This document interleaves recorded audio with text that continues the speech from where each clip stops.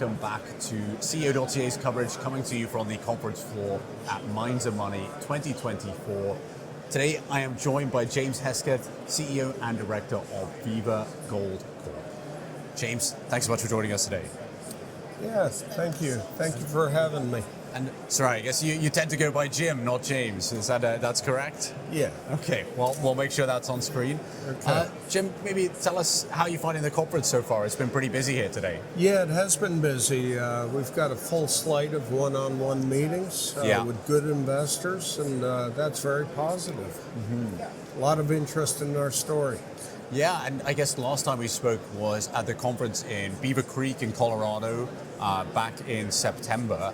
Are you seeing, is it kind of different investors here today, or it's a lot of the same people having follow-up discussions? It's the same type of investor that we see in Beaver Creek. Tend to be, the more technically astute fund managers and high net worth. Okay. Yeah.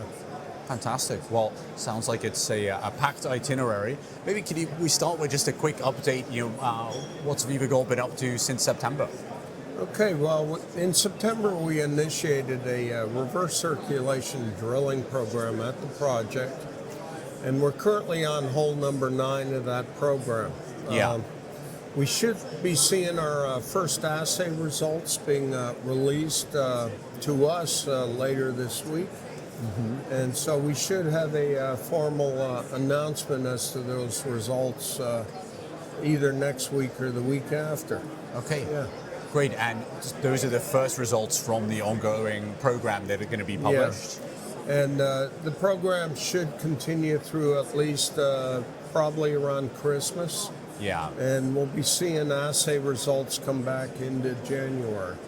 Okay, great. And I guess maybe contextualize this drill program for us. What are the kind of goals of this campaign? What was some of the work that was done leading up to it? Yeah, so this drill program is based on some, besides regular infill and close-in step-out drilling, we're also doing a few exploration holes. Yeah. And what we're doing there is testing some theories. We had taken the geophysical data produced by Kennecott and Newmont on this project. We resolved that data and put it into a 3D model. Okay. And then overlaid our existing mineralization with the historic geophysical data to see what sort of signature the confirmed mineralized zones had. And we're using that for some of our exploration targeting. Got it. So that is a bit of a technical change that we've brought to the table. Yeah. And it's only made possible by the high-powered computer capacity that you get today. Right. Yeah. Interesting. And I guess that has maybe unlocked some better understanding of the geology as a result. Yes, it has, because we're also able to use that geophysics to help confirm some of the structures. And that's aided with all the drilling that's been done on the project in the past too. So yeah, there's a lot of useful outcomes from this work. And there was a lot of work done on the property before you acquired it? Yes, we acquired this property. It had been subject to several recon programs, large scale by Kennecott and then Newmont Gold, and then close order drilling by Midway Gold. And we've been doing both close order and step-out drilling ourselves. Okay. Yeah. And I guess, so this program is going to wrap up around the end of the year.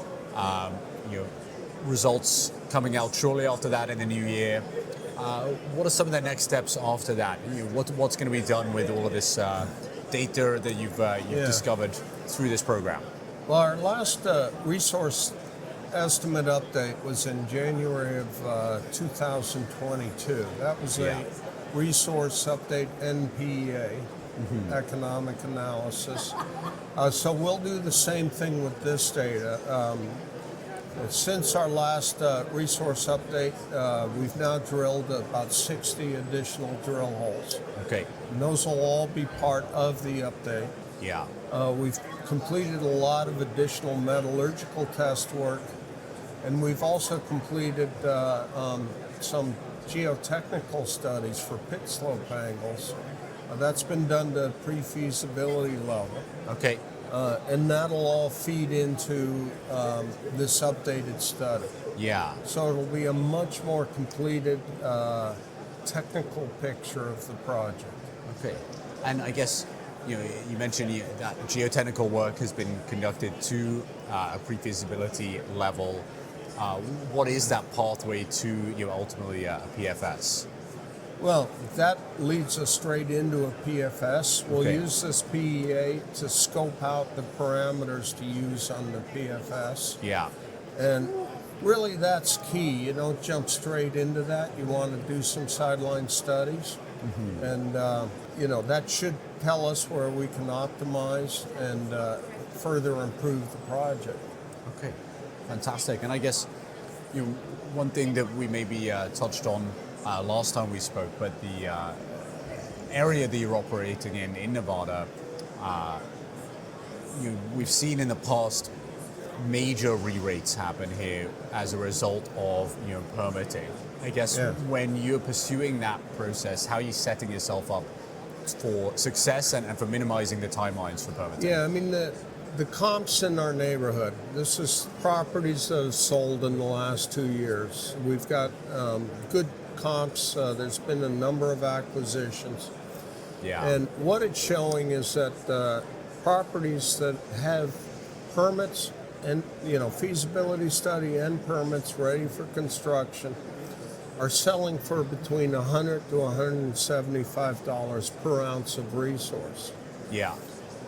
We're currently trading in the $20 an ounce range. Mm-hmm. So that is the potential for a 5 to 10 time multiple improvement on our current share pricing. Mm-hmm. And that's really our goal, is to get that re-rating through doing the hard work. Yeah. This isn't a chance at discovery. This is a chance at working our way into the sort of upgrades you can do with that additional work. Yeah. And it's a step many people do not take. And I guess one of the big factors that investors look for when they're determining if your project has what it takes to do those upgrades and get that accompanying re-rate is the team, often a large driver of that, right? And I guess maybe can you speak to some of your experience and the other people you brought on board who are going to be helping deliver that? Yeah, well, everybody who I've got working for me right now, they're all working as contractors, have worked for me in the past. Yeah. And so some of them we've got over 20 years experience together. My permitting specialist, we've actually, this will be our third mine for permitting. Yeah. That's the sort of expertise we bring to the table. Guys, people with a lot of knowledge. We've got a lady who's doing our modeling. She's got a production background as well as a geologic engineering background. Okay. Excellent modeler. So really it's those sort of more diverse skills that I'm looking for, not your average consultant. Yeah. But people with actual operating backgrounds that can bring that flavor to the table while they're doing this technical work. Okay. So, I guess we've covered, the team. We've covered some of the ongoing work. Are there any other kind of factors that people should be aware of when they're looking at Viva as a potential investment? Well, one is the quality of our shareholding. We've got a very strong institutional shareholding with about 60% of the company owned by our four institutions. Those institutions are represented on our board.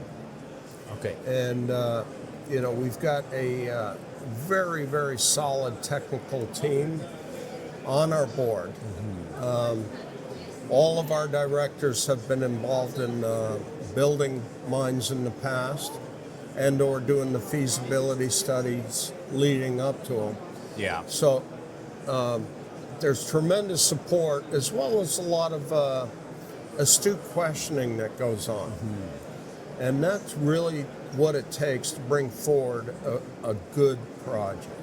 I guess you mentioned some of your neighbors in the Walker Lane district in Nevada, some big names, big players around there. I guess the Park Lane of addresses.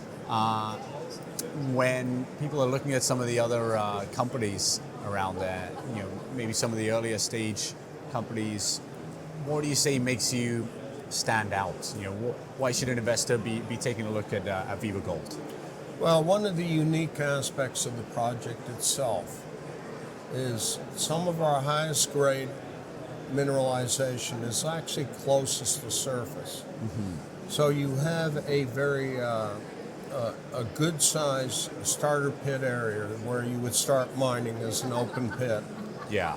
And it's also some of our highest grade material. Yeah. So that'll come out first. And what that does is it helps drive the early economics. Mm-hmm. Reduces the payback period, reduces risk, and improves financeability. Yeah. And that's something that helps us stand out. It's the geometry of the deposit, it's what attracted me to it. It's ideal for an open pit mine configuration. Mm-hmm. It's lenticular, it's subhorizontal, doesn't dive to the pits of hell. You can mine it. Yeah. Yeah, absolutely. And that initial payback, I think, is crucial when you're looking at financing down the line. Yeah. And really, in this business, it's all about, can you finance a project? Yeah. And finance money, there's a lot of competition for it, so you have to be able to meet the metrics required. And I believe that this project has those type of metrics. Okay, fantastic. Well, Jim, I think we can leave it there, but I'm looking forward to seeing those drill results coming out imminently and getting more updates from Viva Gold over the coming months. Well, thank you very much. Thank you for having me here, and please consider Viva Gold as an investment. Absolutely.